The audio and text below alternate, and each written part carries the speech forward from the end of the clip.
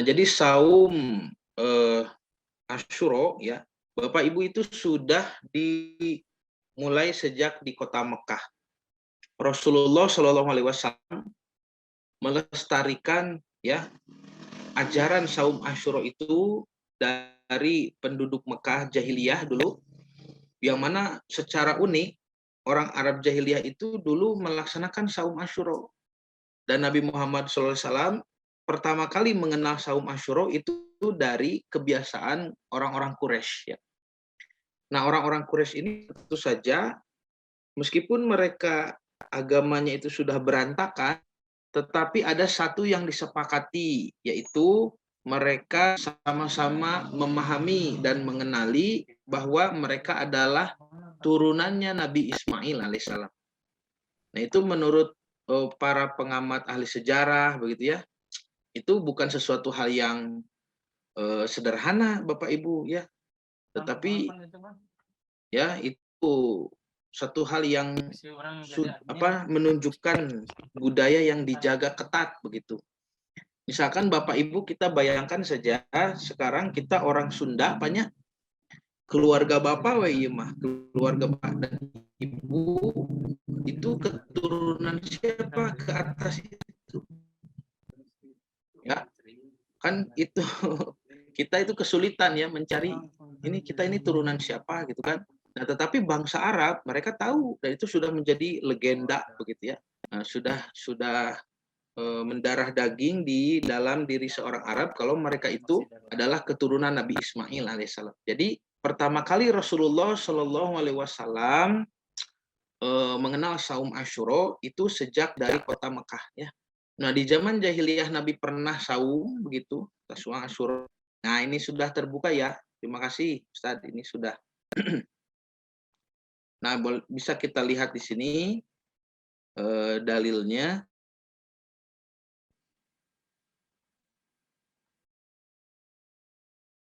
Nah, dari Siti Aisyah ya, radhiyallahu anha.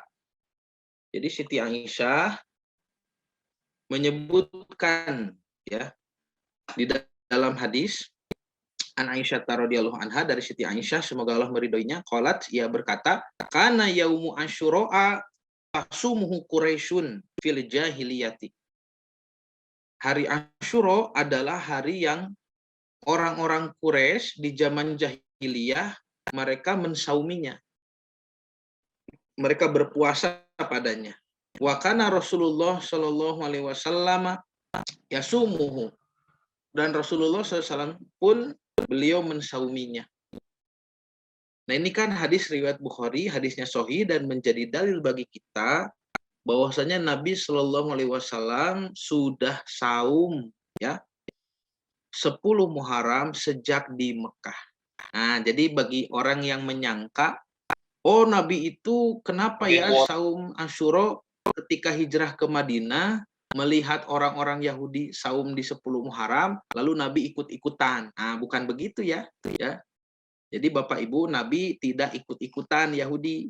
Tapi Nabi justru heran kenapa ada orang yang bukan Arab, tapi sama-sama saum Asyura begitu. Karena saum Asyura ini dilestarikan oleh orang Arab. Orang Arab Quraisy, tempat Nabi lahir dulu di Mekah. Nabi tahu ada perayaan ini 10 Muharram. Ketika Nabi hijrah ke Madinah, maka Nabi heran. Kenapa di Madinah ada orang yang bukan Arab, tapi mereka sama-sama merayakan 10 Muharram. Makanya Nabi bertanya, mahada, apa ini? Bukan artinya Nabi tidak tahu mulianya 10 Muharram, bukan. Dikatakanlah ternyata Yahudi pun saum di tanggal 10 Muharram yang disebut dengan Yom Kippur ya. Yom itu hari, Kippur itu kifarat dosa. Jadi hari kifarat dosa. Nah, nyata saum orang Arab di tanggal 10 Muharram dengan saum Yom Kippur bangsa Yahudi itu motivasinya berbeda. Kalau Nabi Muhammad SAW mengenal motivasi saum 10 Muharram menurut tradisi Arab ya. Tradisi Arab mengatakan bahwa 10 Muharram ini hari diselamatkannya Nabi Ibrahim, hari diselamatkannya Nabi Ismail, dan seterusnya. Tapi bangsa Yahudi, mereka mengacu pada hari diselamatkannya Nabi Musa dan Bani Israel dari kejaran Fir'aun. Jadi Nabi Muhammad SAW merasa heran, kenapa ada orang yang bukan Arab, ya, mereka itu Yahudi, tetapi sama-sama merayakan 10 Muharram. Itu yang jadi pertanyaan Rasulullah. Karena Rasul sudah mengenal saum 10 Muharram dari sejak di Mekah. Ketika datang ke Madinah, Nabi heran, kok ada orang lain yang juga sama-sama merayakan 10 Muharram. Nah, seperti untuk perbandingan ya, sebagai contoh, misalkan Bapak Ibu pergi ke luar negeri ya, misalkan main ke Afrika, nanti di Afrika ada satu suku yang rame merayakan 17 Agustus begitu ya. Nah, itu kan Bapak Ibu heran nanti. Apa ini? Kenapa mereka merayakan 17 Agustusan? Lalu orang Afrika menjawab, ini adalah hari kemerdekaan bangsa Indonesia gitu ya. Lalu Bapak dan Ibu mengatakan, kami lebih berhak kepada Indonesia karena kami asli orang Indonesia. Nah, begitu. Jadi Nabi pun bertanya kepada bangsa Yahudi, kenapa kalian merayakan 10 Muharram? Sebagaimana orang Arab merayakannya. Kata bangsa Yahudi, 10 Muharram, ya, kami saum di bulan Muharram, karena bulan ini Allah Subhanahu wa taala menyelamatkan Nabi Musa alaihissalam.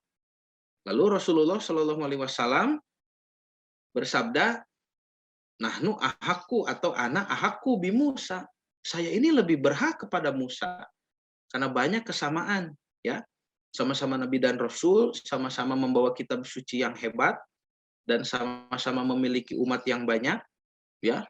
Kemudian kalian bangsa Yahudi justru orang-orang yang mengubah ajaran Nabi Musa. Makanya Nabi Muhammad SAW menegaskan kepada para sahabat, kita yang harusnya saum 10 Muharram, kita yang berhak, kita yang lebih pantas, maka saumilah oleh kalian. Nah, begitu ya. Jadi sekali lagi, Ibu, Bapak, Rasulullah Shallallahu alaihi wasallam sudah mengenal saum 10 Muharram sejak dari Mekah, ya. Meskipun motivasi yang dipakai adalah motivasi yang berbeda dengan bangsa Yahudi, ya. Rasulullah Shallallahu alaihi wasallam itu menurut tradisi Arab, ya, memuliakan bulan Muharram karena leluhurnya pun memuliakan bulan Muharram. Jadi ajaran terakhir yang pernah ada di Jazirah Arab dari para nabi itu kan paling dekat itu Nabi Syuaib, ya, Nabi Ismail begitu. Kemudian ke Nabi Ibrahim, kan itu nabi-nabi Arab ya. Jadi paling dekat ya nabi-nabi Arab itu wah jaraknya sudah ribuan tahun. Makanya Rasulullah Shallallahu alaihi wasallam di zaman jahiliyah itu memperhatikan dan menyaksikan, oh orang Arab juga menghormati bulan Muharram. Nah, hadis yang kedua dari Ibnu Umar. Anna ahlal jahiliyati kanu yasumuna yauma Asyura. Kata Ibnu Umar, sesungguhnya kaum jahiliyah melaksanakan saum pada hari Asyura, tanggal 10 Muharram. Wa inna Rasulullah sallallahu alaihi wasallam somahu, dan Rasulullah SAW pun mensauminya. Ya, wal muslimuna qabla an yufrodo Ramadan, dan umat Islam pun mensauminya setelah diwajibkannya sebelum diwajibkannya saum Ramadan. Nah, kita kan pernah bahas ya, saum Ramadan itu diwajibkan tahun kedua di Madinah. Jadi masyarakat Madinah itu hanya menerima perintah dari Nabi SAW tahun pertama saja. Karena tahun kedua ada saum Ramadan dan Nabi akhirnya mensunnahkan saum Asyura, ya.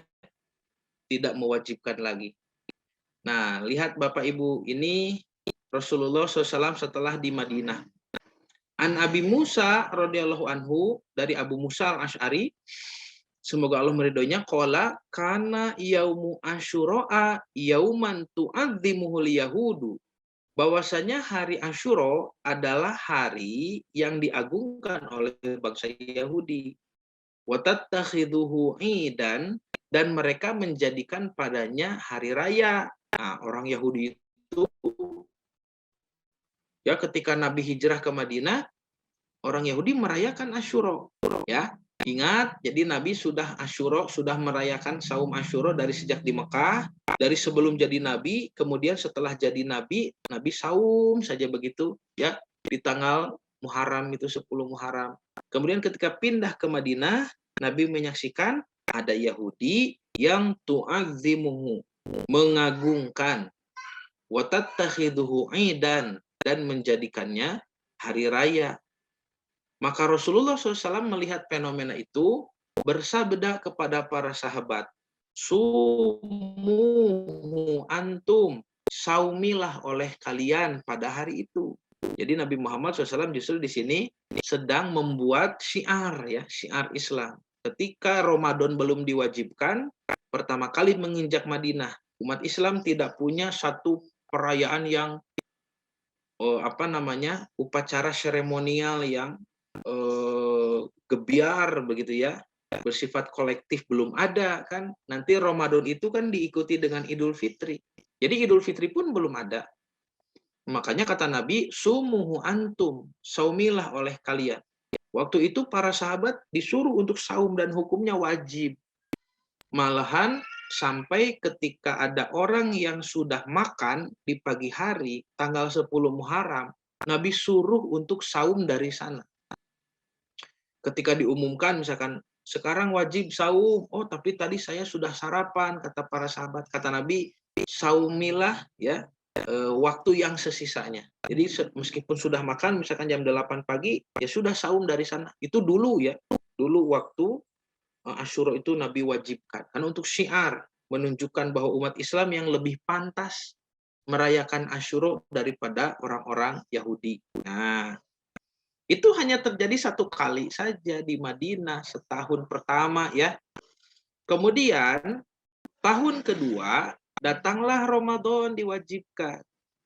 Karena Nabi SAW sudah memiliki ya fasilitas untuk saum hebat 1 bulan penuh. Kemudian ada perayaan secara seremonial juga hebat ya, Idul Fitri. Maka Nabi sudah ya tidak mewajibkan lagi Asyura. Nah, ini hadisnya juga dari Siti Aisyah radhiyallahu anha, kanat Quraisy tasumu Asyura fil jahiliyah.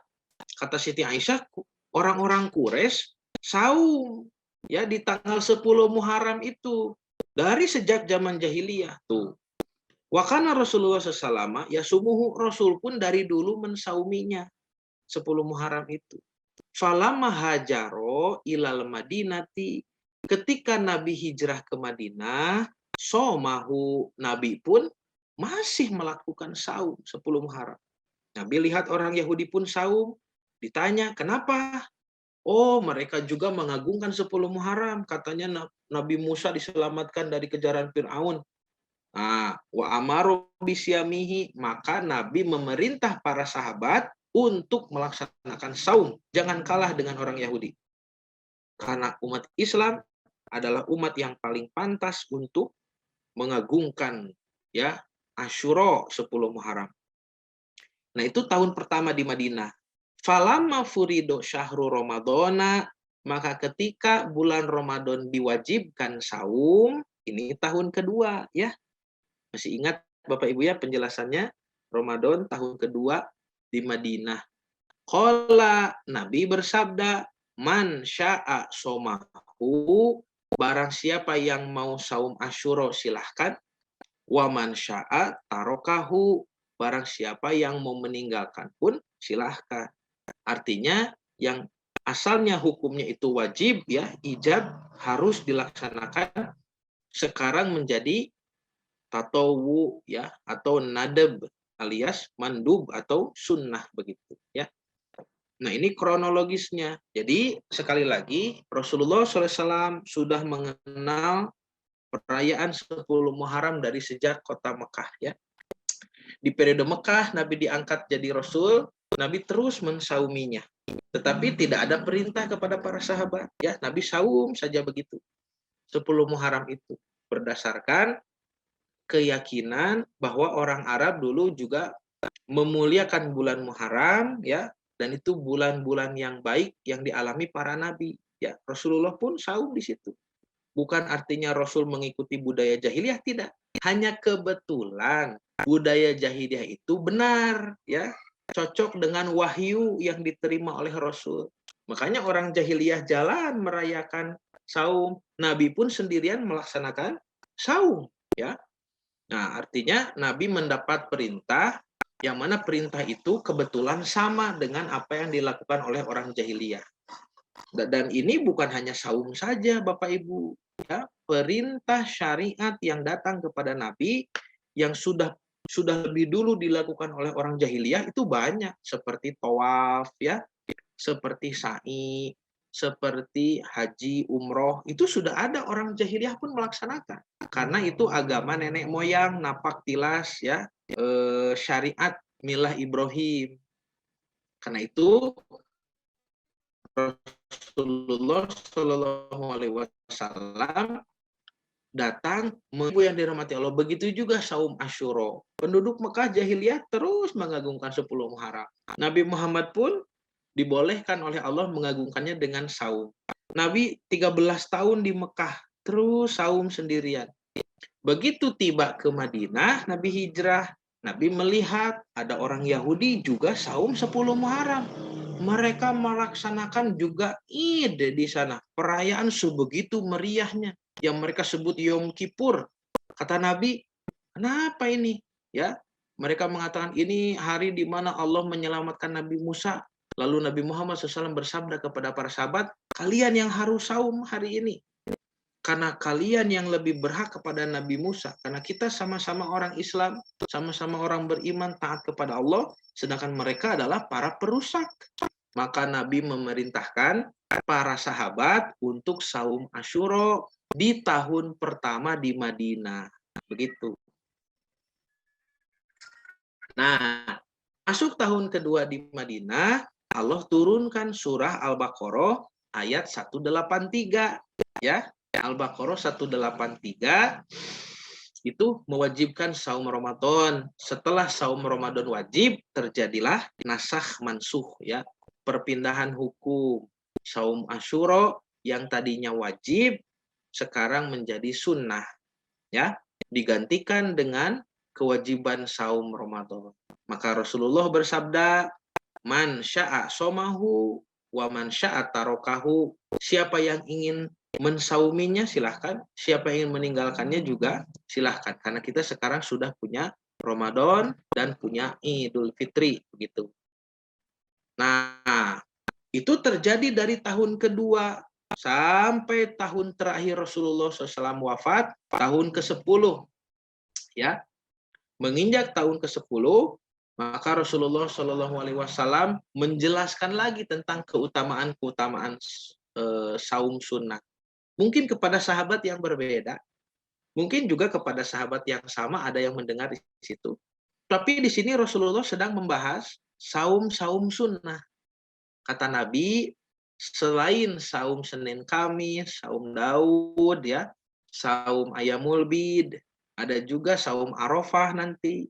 Maka saum yang hebat pahalanya itu adalah saum Asyura, saum 10 Muharram. Lalu ada sahabat yang, ya, mungkin baru mendengar, mungkin bukan sahabat yang mengikuti Islam dari awal, dari tahun pertama. Karena kalau sahabat yang mengikuti Islam dari tahun pertama, itu sudah tahu kalau Asyura itu perayaan Yahudi. Nah, sahabat ini mungkin baru masuk Islam, ya. Sampai dia mengatakan, ya Rasulullah, innahu yaumun tu'adzimuhul yahudu wan nasara. Ya Rasulullah, 10 Muharram itu hari yang diagungkan oleh Yahudi dan juga Nasrani. Bukan dia bawa-bawa Nasrani sekarang, bukan hanya Yahudi, ya. Nah, Rasul tidak mengatakan begini, oh iya saya juga tahu, nah, tidak begitu, ya. Atau, oh kamu baru tahu, gitu kan. Nabi tidak mengatakan begitu. Ketika Nabi disebutkan oleh sahabat itu, ya Rasulullah, Yahudi dan Nasrani kan mengagungkan saum 10 Muharram. Jadi syariat kita sama ya dengan mereka. Qala Rasulullah sallallahu alaihi wasallam, maka Rasulullah SAW bersabda, fa idza kana al-amul muqbil insyaallah sumnal yaumat tasi. Mudah kata Nabi, kalaulah tahun depan ya kita bertemu lagi Muharram, insyaallah sumnal yaumat tasi, kita akan saum dengan tanggal 9. Oh. Jadi ini adalah ucapan Rasulullah yang mengubah aturan, ya, mengubah aturan perintah saum Asyura bukan hanya tanggal 10 Muharram, tapi ditambah dengan tanggal 9. Makanya saum sunnah ini suka disebut Tasu'a Asyura, saum tanggal 9 dan 10 Muharram. Nah, dari sejak saat itulah Rasulullah SAW kemudian tidak bertemu lagi bulan Muharram. Beliau keburu tutup usia, ya, wafat, kembali ke hariban Allah, ya, Shallallahu Alaihi Wasallam. Maka ini menjadi sunnah hamiyah. Sunnah hamiyah itu sunnah cita-cita, ya, sunnah cita-cita Rasulullah SAW. Nah, Bapak dan Ibu, jadi ketika kita melaksanakan saum Tasu'a Asyura, kita melaksanakan cita-cita Rasulullah SAW. Meskipun hukumnya sunnah, ya, tetapi pahalanya besar. Nanti dijelaskan di akhir, pahalanya menghapus dosa 1 tahun ke belakang. Nah, Bapak dan Ibu yang dirahmati Allah,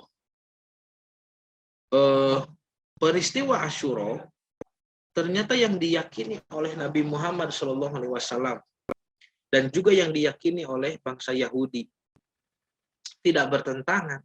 Kalau Nabi merujuk pada Nabi Ibrahim, Nabi Ismail, ya, bangsa Yahudi merujuk pada Nabi Musa, gitu. Nah, ternyata memang tidak bertentangan, karena kedua-duanya ada datanya, ya. Nabi Muhammad, bangsa Yahudi, keduanya dibenarkan oleh Allah di dalam Al-Quran. Apalagi nanti ketika bertemu dalam peristiwa Nabi Nuh. Peristiwa Nabi Nuh inilah yang mana Al-Quran menjelaskan, Nabi pun menjelaskan, ya, terjadi di bulan Muharram. Juga kitab Yahudi pun menjelaskan. Jadi meeting point ada di kisah Nabi Nuh alaihissalam, ya. Nah, misalkan Allah Subhanahu wa taala berfirman di surah Hud ayat ke-44, A'udzubillahi minasyaitonirrajim, wa qila ya ardu bala'i ma'aki wa yassama'u aqli'i wa ghidal ma'u wa qudiyal amru wastawat 'alal judi wa qila bu'dan liqaumidz zalimin. Difirmankan oleh Allah, hai bumi, telanlah airmu, wahai langit, berhentikanlah hujanmu, dan air pun disurutkan, perintah pun diselesaikan, dan bahtera itu pun istawat, berlabuh, alal judi, di atas bukit judi. Wakila, dan dikatakan bu'dan lil qaumidz zalimin, binasalah orang-orang yang zalim. Nah, ini kan kejadian selamatnya bahtera Nabi Nuh alaihissalam dari banjir bandang, ya, berlabuh di atas bukit judi. Bukit judi itu ada di Gunung Ararat. Gunung Ararat itu ada di perbatasan Turki dan Suriah, ya. Nah, itu ayat di surat Hud. Dari mana kita tahu bahwa bahtera Nabi Nuh yang selamat di bukit judi itu terjadi di bulan Muharram? Nah, itu penjelasannya ada di dalam hadis, Bapak Ibu. Lihat hadis riwayat Imam Ahmad dari Abu Hurairah, ya. Qala, ia berkata, marra Nabi sallallahu alaihi wasallam bi unasin. Nabi lewat kepada beberapa orang minal Yahudi, dari bangsa Yahudi. Qad somu yauma Asyura. Di mana mereka sungguh mereka saum di hari Asyura 10 Muharram. Faqala, maka salah seorang di antara mereka berkata, wa hadza yaumus tawat fihi as-safinatu 'alal judi fasomahu Nuhun wa Musa syukran lillahi ta'ala. Nah, ini kan berarti menunjukkan Nabi Muhammad SAW berbincang-bincang dengan orang Yahudi, ya. Jadi tidak semua orang Yahudi itu oleh Nabi diperangi, diserang, ya tidak ketika ketemu dikejar-kejar, tidak begitu. Orang Yahudi ada yang berdialog dengan baik ya kepada Rasulullah SAW, dan mereka memanggil Rasul dengan ucapan Abu Qasim, wahai Abu Qasim, ya. Dan Nabi pun kadang belanja gandum dari orang Yahudi, ya. Nabi pernah menggadaikan baju perangnya kepada orang Yahudi. Jadi Bapak dan Ibu membaca sejarah itu harus adil, ya. Jangan sampai kita menilai bangsa Yahudi di zaman Rasulullah itu semuanya dilaknat begitu, tidak, ya. Nanti tolong dibedakan mana Yahudi yang diajak ngobrol oleh Quran, ya. Mana Yahudi yang diajak hidup berdampingan oleh Nabi, mana Yahudi yang diperangi, mana Yahudi yang dilaknat oleh Allah, dilaknat oleh Nabi. Jadi secara hubungan sosial, secara muamalah, Nabi Muhammad biasa ini ngobrol, ya. Tetapi secara akidah, secara ritual ibadah, memang Nabi tidak ada kompromi, ya. Tetapi secara muamalah, ada Yahudi yang diajak oleh Nabi, ya. Dan Nabi perintah para sahabat supaya mempraktekkan Islam sebaik mungkin, supaya berdakwah, ya, berkuduah, mencontoh, ya, memberikan contoh, ya. Itulah dakwah bilhal, dakwah dengan keadaan kita ditampakkan begitu, ya, dengan contoh supaya mereka tertarik. Dan terbukti di zaman Rasulullah kan banyak bangsa Yahudi yang masuk Islam. Salah satunya adalah sahabat Abdullah bin Salamnya. Abdullah bin Salam radhiyallahu anhu itu pemuka Yahudi Madinah. Beliau masuk Islam, ya. Kemudian banyak lagi kisah-kisah lain yang menyebutkan ada Yahudi yang umurnya masih muda masuk Islam, ya, mengikuti Rasulullah SAW. Ada juga yang mengikuti para sahabat, ya. Yahudi yang masuk Islam di tangan Umar ada, masuk Islam di tangan Ali juga ada, ya. Jadi dengan dakwah bilhal. Nah, ada juga Yahudi yang diperangi oleh Nabi. Nabi serang kampungnya, ya, karena mereka melakukan kedoliman. Mereka membunuh sahabat, mereka melanggar piagam Madinah, ya. Nah, mereka juga berusaha membunuh Rasulullah. Ada Yahudi yang seperti itu. Jadi tidak bisa dipukul rata begitu. Nah, salah satu contoh yang ngobrol dengan Nabi Muhammad SAW itu orang-orang Yahudi, ya, yang Nabi dengarkan ucapan mereka. Mereka mengatakan wahada yaumu istawat fihi sapinah alal judi, dan 10 Muharram itu adalah hari berlabuhnya perahu Nabi Nuh di atas bukit Judi. Fasomahu Nuhun, maka Nabi Nuh saum, wa Musa, dan Nabi Musa pun saum, syukron lillahi ta'ala, sebagai bentuk syukur kepada Allah Subhanahu wa Ta'ala. Di sini Nabi Muhammad SAW, ya, mendengarkan. Nah, ini menjadi bukti bagi kita bahwa kejadian berlabuhnya bahtera Nabi Nuh alaihissalam juga terjadi pada tanggal 10 Muharram, ya. Nah, sekarang apa ini? Nabi Musa, ya. Nabi Musa alaihissalam. Ani bin Abbasin radhiyallahu anhu, dari Ibnu Abbas. Qala qadima Nabi sallallahu alaihi wasallam al-Madinata. Nabi ketika pertama kali hijrah ke Madinah, faro'al Yahuda tasumu yauma Asyura. Nabi melihat bangsa Yahudi saum pada hari Asyura 10 Muharram. Faqala, maka Nabi bertanya, ini yang tadi saya maksud, ya. Mahadza, apa ini? Kenapa ada orang yang bukan Arab tapi merayakan hari besar orang Arab 10 Muharram? Karena Nabi taunya Asyura itu dari Quraisy. Ternyata orang-orang Yahudi juga merayakannya. Qalu, mereka berkata, hadza yaumun solihun, ini adalah hari yang baik.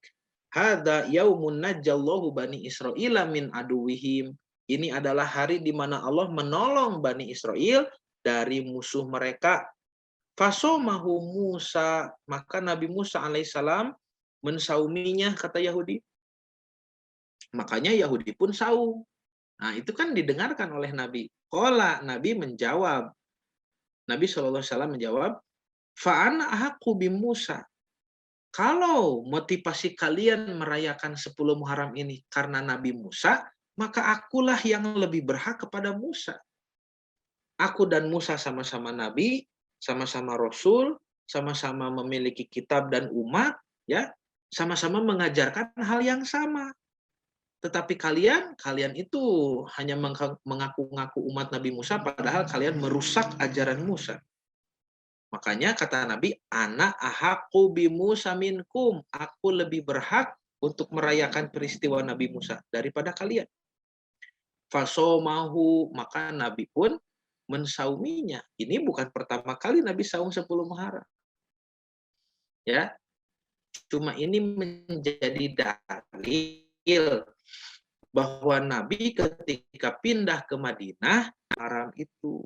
Ditambah wa amaru bisyamihi, Nabi pun memerintah para sahabat untuk mensauminya. Sok saraum, karena kita belum ada nih momen saum hari raya di tahun pertama di Madinah ya.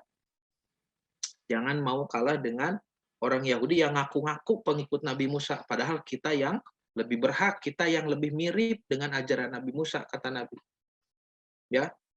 Nah, nanti di tahun kedua datanglah kewajiban saum Ramadan. Umat Islam memiliki saum dan hari raya sekaligus, maka Nabi sudah tidak lagi mewajibkan saum Asyura. Tapi di tahun terakhir kehidupan beliau Shallallahu Alaihi Wasallam, Nabi mencita-citakan saum ini menjadi saum sunnah yang dilestarikan sehingga kita bisa merayakannya ya setiap tahun dan ditambah dengan tanggal 9 kan gitu. Ternyata Rasulullah SAW keburu wafat meninggalkan cita-cita untuk saum tanggal 9 dan 10 Muharram ya. Nah, Bapak dan Ibu yang dirahmati Allah, untuk konfirmasi ya, sebagai konfirmasi, bentuk konfirmasi kita kepada apa yang Yahudi lakukan dulu di zaman Rasulullah SAW. Mereka saum Yom Kippur ya. Saum Yom Kippur yang mereka sebut hari penebusan dosa, sama tanggal 10 Muharram ya. Asyura ini dalam syariat umat terdahulu. Itu perintahnya tertulis di dalam kitab Taurat. Kitab Torah ya, berbahasa Ibrani. Saya punya sendiri di rumah ini. Ini kitab Tanah atau Torah berbahasa Ibrani ya. Terjemahan Ibrani Indonesia. Ini kitabnya. Ada juga tafsirnya ya. Tafsirnya misalkan ini Torah Emet. Torah Emet. Torah Emet ini tafsirnya ya. Torah Emet. Nah, di dalam kitab Torah Yahudi disebutkan di Sefer Wayikra atau kitab Imamat pasal ke-23 ayat 32. Ini dibaca dari sebelah kanan. Saya lupa tidak mencantumkan alfabetiknya ya. Nah, naon lah di awas ya. Sabat sabaton hulakem. Hari itu harus menjadi hari raya, hari Sabat bagi kalian. Ini tem et nafisotichem, dan kalian harus saum ya. Ta'anit itu puasa, merendahkan ya diri-diri kalian. Harus berpuasa bagi diri-diri kalian. Vetisheat, dari tanggal 9 la Kodesh, kuduskanlah. Tuh, jadi dari 9 Muharram harus dikuduskan mi erev, dari mulai maghrib.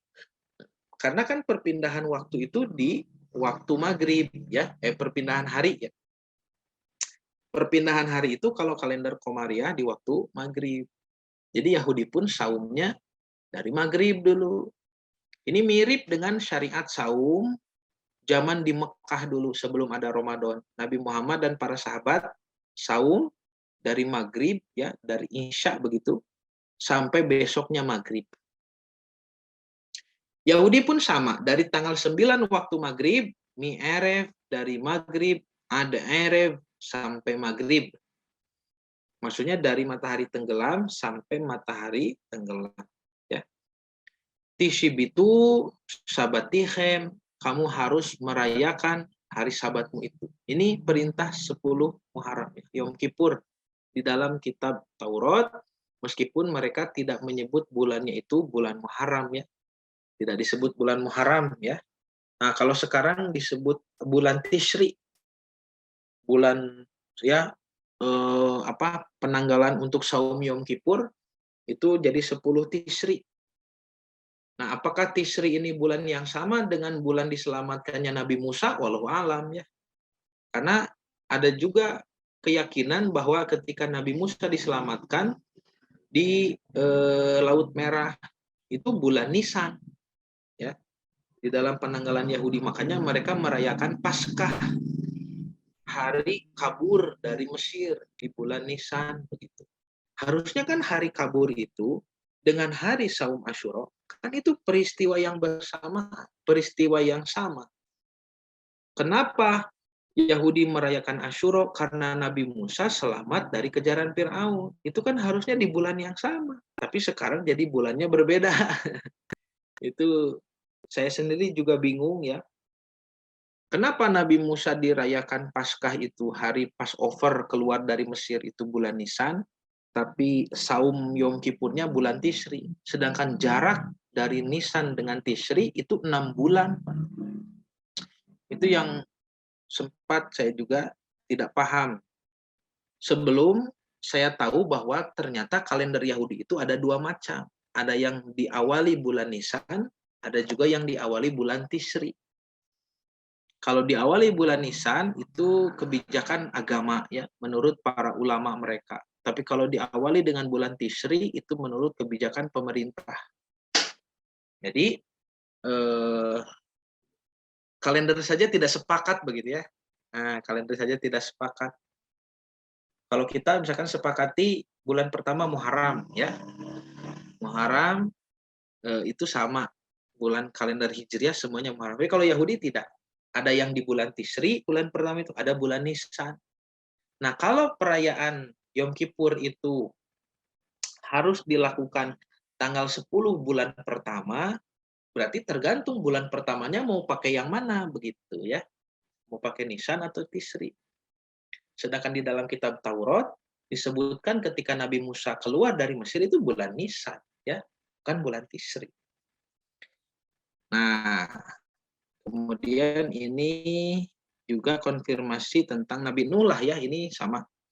Dalam bulan yang ke-7 pada hari yang ke-17 terkandaslah batra itu pada pegunungan Ararat sampai bulan ke-10, makin berkuranglah air itu. Dalam bulan yang ke-10 pada tanggal 1 bulan itu tampaklah puncak-puncak gunung. Ini juga ada di Sefer Bereshit pasal 8 ayat 4 sampai 5. Kemudian kepada Nabi Musa, Sefer Shemot kitab Keluaran ya. Ini pas mau keluar dari Mesir ya, sebelum diselamatkan. Tuh Nabi Musa dikatakan bulan inilah akan menjadi permulaan segala bulan. Ini bulan Nisan sebetulnya. Itu akan menjadi bulan pertama bagimu tiap-tiap tahun. Katakanlah kepada segenap jemaah Israel, pada tanggal 10 bulan ini, tuhnya diambillah masing-masing seekor anak domba, menurut kaum keluarga, seekor anak domba untuk tiap-tiap rumah tangga. Jadi mengambil perbekalan untuk perjalanan ya kabur dari Mesir menuju Palestina dan nanti dikejar oleh Firaun ya ketemu di Laut Merah lalu lautnya dibelah oleh Nabi Musa ya. Itu peristiwa di bulan Muharram. Nah, terakhir Bapak Ibu, bahwasanya kedua saum ini baik itu Asyura menurut tradisi Islam ataupun saum Yom Kippur dalam tradisi Yahudi sama-sama ya manfaatnya adalah pahalanya menghapus dosa-dosa yang telah lalu. Nabi Muhammad SAW bersabda di dalam hadis riwayat Al-Jamaah kecuali Bukhari dan At-Tirmidzi, wa saumu yaumi Asyura, dan saum 10 Muharram hari Asyura yukaffiru sanata madiyah ya, mampu menghapus dosa-dosa setahun yang lalu. Jadi Bapak Ibu jangan begini ya, kan kalau saum Arafah itu 2 tahun ya, menghapus dosa 2 tahun, setahun ke belakang, setahun ke depan. Kalau Tasu'a Asyura meskipun hanya 2 hari, tapi hanya setahun. Meskipun saumnya 2 hari, tapi menghapus dosanya hanya setahun ke belakang. Kalau saum Arafah itu 1 hari saja, tapi menghapus dosanya setahun ke belakang dan setahun ke depan. Nah, Bapak Ibu jangan jangan berpikir seperti ini. Ini bercandanya santri, Pak. Wah, tidak apa-apa katanya tidak saum Asyura, kan masih ada dosa yang dihapus oleh saum Arafah kemarin gitu. Ya. Karena Arafah menghapus 2 tahun ya. Jadi dosanya masih bersih katanya. Nah, itu sebetulnya hanya guyonan saja ya. Sejatinya kita tidak tahu dosa mana yang terhapus oleh saum Arafah, dosa mana yang terhapus oleh saum Asyura. Dan para ulama pun memperbincangkan itu. Yang dimaksud dihapus dosa setahun yang lalu itu bukan dosa-dosa besar ya, tapi dosa-dosa kecil ya, yang tidak terasa, yang kalau terlalu banyak, terlalu numpuk dan sudah jadi kebiasaan, mungkin bisa menyebabkan kita dihukum nanti. Apakah hukumannya di dunia berupa penyakit sebelum meninggal, atau hukumannya di akhirat masuk neraka dulu. Naudzubillah min dzalik ya. Karena itu dosa-dosa yang kecil yang bertumpuk seperti itu bisa dihilangkan dengan saum-saum ini.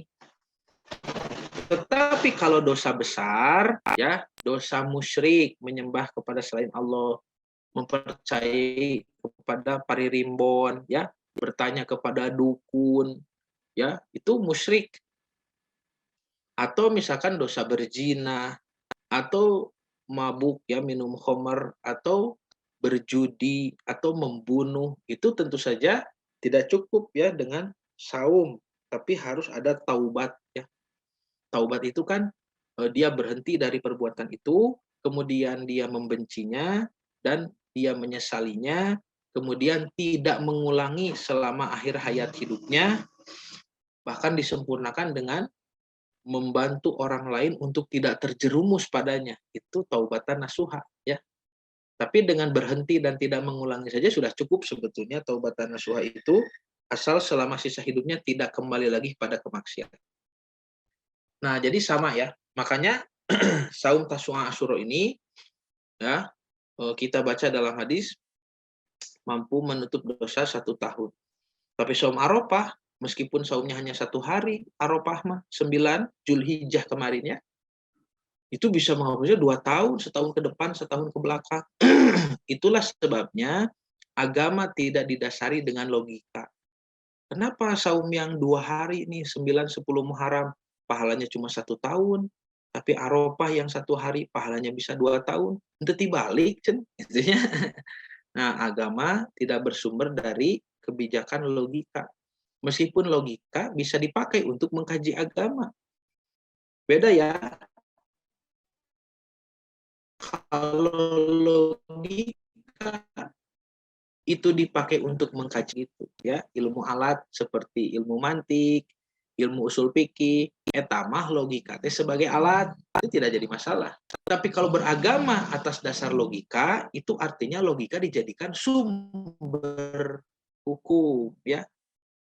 Makanya kalau bersumber dengan logika tidak boleh.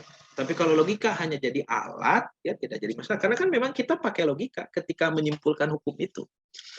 Nah, Bapak dan Ibu yang dirahmati Allah, jadi agama tidak didasarkan, ya tidak bersumber dari logika. Makanya saum Arafah yang hanya 1 hari bisa berpahala 2 tahun, hebat. Tapi saum Asyura, Tasu'a Asyura yang 2 hari hanya berpahala 1 tahun. Ya. Nah, ini bisa dikonfirmasi, ya ada meeting point kesamaan di dalam kitab Yahudi menurut keyakinan mereka, ya saum Yom Kippur atau Asyura-nya Yahudi juga menghapus dosa-dosa yang telah lalu.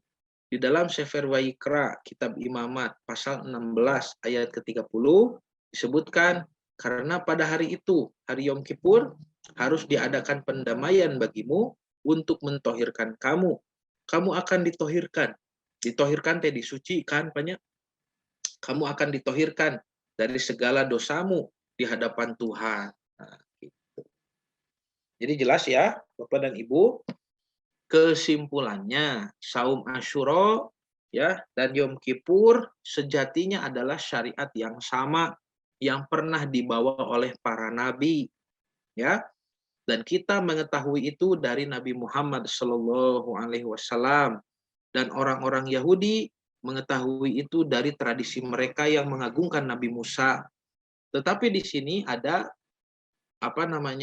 perebutan wacana, ya, tentang siapa yang paling berhak merayakan Asyura. Maka Nabi Muhammad SAW menganjurkan kepada kita untuk merayakannya, untuk mengagungkannya, karena kita yang paling berhak kepada Nabi Musa alaihissalam.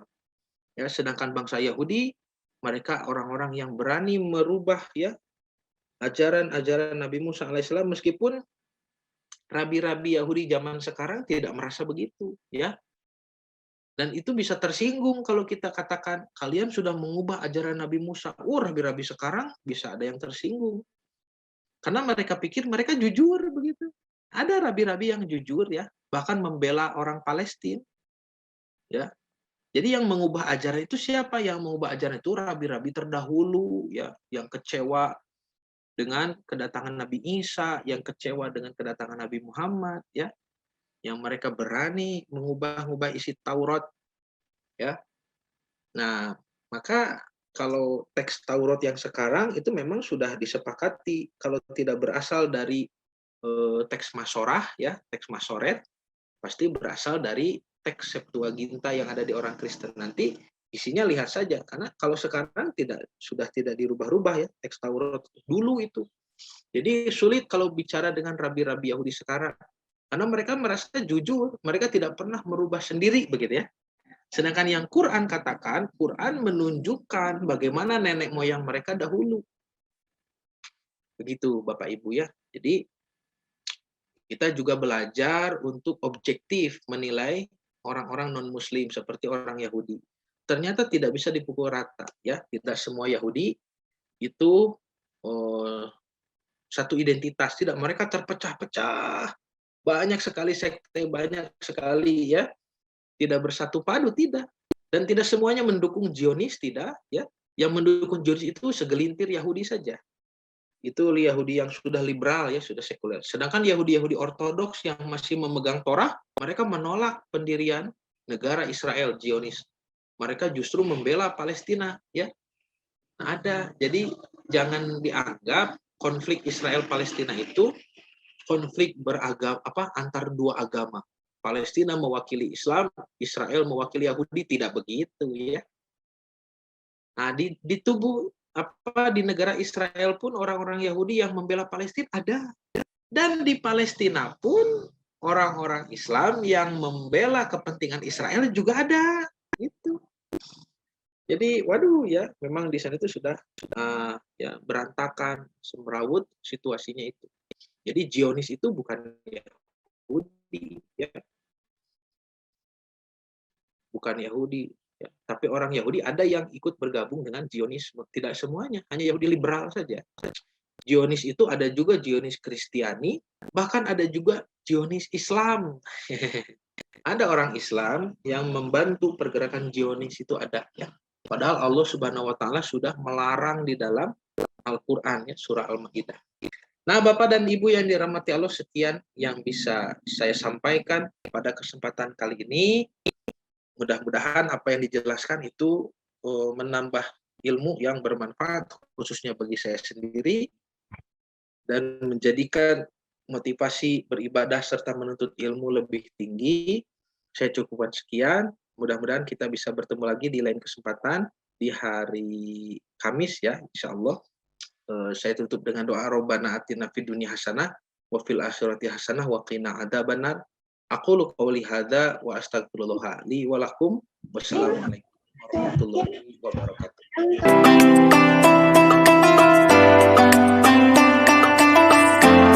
Dia dalam genggamanmu.